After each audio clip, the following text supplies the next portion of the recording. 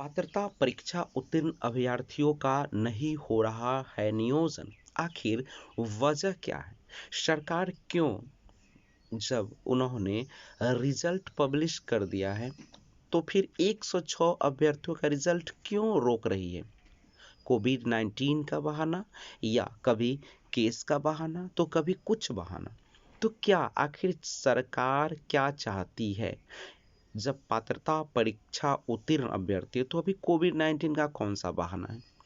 ये तो ऑनलाइन प्रक्रिया है, ऑनलाइन कार्रवाई होती है। इसमें तो अभी सारे शिक्षक बैठे हुए, उनके पास कोई काम भी नहीं है, तो क्या ऑनलाइन की प्रक्रिया तो चल सकती थी। यानी सरकार की मंशा अगर साफ हो, तो वह कुछ ही दिनों में सारे को नियुक्ति पत्र दे सकती है। अगर मंशा न हो तो कुछ कहा नहीं जा सकता है उसके बारे में। जैसा कि शिक्षक बनने के योग्य बीएड डीएलएड की डिग्री भी है। शिक्षक पात्रता परीक्षा उत्तीर्ण के बावजूद शिक्षक पद के नियोजन के लिए 2 सालों से चक्कर लगा रहे हैं अभ्यर्थी। यह बातें बीएड उत्तीर्ण छात्र संघर्ष समिति के प्रदेश अध्यक्ष दीपांकर गौरव ने कही। उन्होंने सरकार पर जानबूझकर शिक्षक नियोजन को फंसा कर रखने का आरोप लगाया, जबकि प्राथमिक से लेकर हाई स्कूलों तक करीब 1.25 लाख शिक्षकों का होना है नियोजन। इससे पहले 2015 में राज्य में शिक्षकों का नियोजन किया गया था और 6 साल से राज्य में शिक्षकों का नियोजन नहीं हुई है। तो शिक्षक नियोजन की प्रक्रिया जल्द पूरी करने की मांग अब जिस रफ्तार से तेज हो रही है, और ट्विटर कैंपेन या विभिन्न माध्यमों से जो विद्यार्थी हैं, जो छात्र हैं, जो भावी शिक्षक हैं, वो उत्तेजित है। इससे लगता है कि सरकार की मनमानी अब ज़्यादा चलने वाली नहीं है, उन्हें नियुक्ति पत्र देना ही पड़ेगा। प्राथमिक शिक्षक नियोजन प्रक्रिया 2 वर्षों से लंबित है। माध्यमिक शिक्षकों में भी शिक्षक भर्ती कानूनी अड़चनों के चलते है बाधित। ब्लाइंड केस फेडरेशन, जिसके बारे में आप जानते हैं, जिसके कारण स्टे लगा हुआ है। और उन्होंने बताया कि प्राथमिक शिक्षक नियोजन के लिए वर्ष 2019 में ही योग्य अभ्यर्थियों से आवेदन लिया गया था, और बीएड डीएलएड एवं शिक्षक पात्रता पास अभ्यर्थी राज्य के विभिन्न जिलों में जाकर अलग अलग नियोजन अर्थात लगभग 8,000 नियोजन इकाइयों में जा जाकर आवेदन दिए।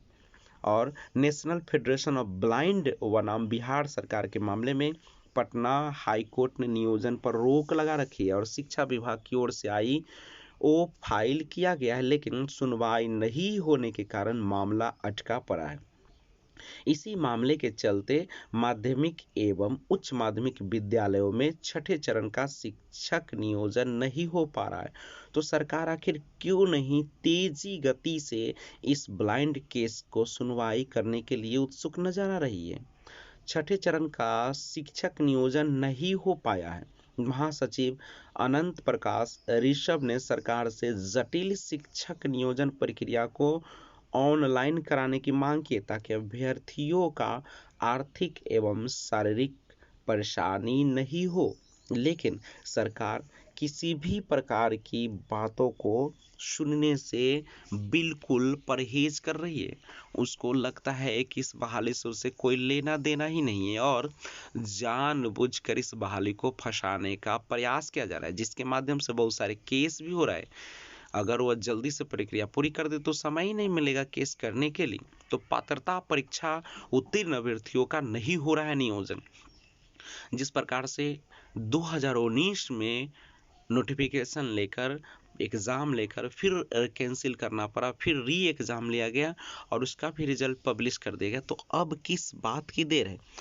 अगर 106 अभ्यर्थियों का सवाल है, तो उसकी जल्दी वह क्यों नहीं रिजल्ट पब्लिश करती है, और पब्लिश करने के बाद वह तुरंत नियोजन प्रक्रिया को आगे बढ़ाती है। अब तो ऑनलाइन प्रक्रिया के माध्यम से एक जगह एक सॉफ्टवेयर पर आवेदन लिए जा सकते हैं, और वह कोटिवार और नियोजन इकाइयों के अनुसार सभी को नियुक्ति पत्र दी जा सकती है, जिसमें कोई भी खाली नहीं रहेगा और सबको नौकरी मिल जाएगी। लेकिन सरकार इस प्रक्रिया में किसी भी प्रकार की कदम क्यों नहीं उठा रही है? आखिर वजह क्या है?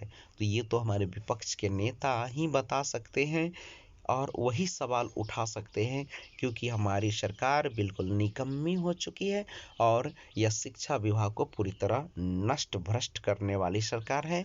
यह केवल बोलती है, करती कुछ नहीं है। यहाँ तक कि हमारे शिक्षा मंत्री भी इसके प्रति किसी भी प्रकार की उत्सुकता नहीं दिखा रहे हैं। वह केवल भाषणबाजी करते हैं और आश्वासन देने में लगे हुए हैं। तो हम सभी उत्तीर्ण अभ्यर्थियों का एक कर्तव्य है कि मिलकर जल्द से जल्द इस बहाली प्रक्रिया को आगे बढ़ाने की ओर अग्रसर हो और आपस में न लड़कर मिलजुल कर काम करें और जितना जल्द हो सके उतनी जल्दी बहाली की प्रक्रिया का एक आंदोलन छेड़ा जाए, ताकि सरकार जगे।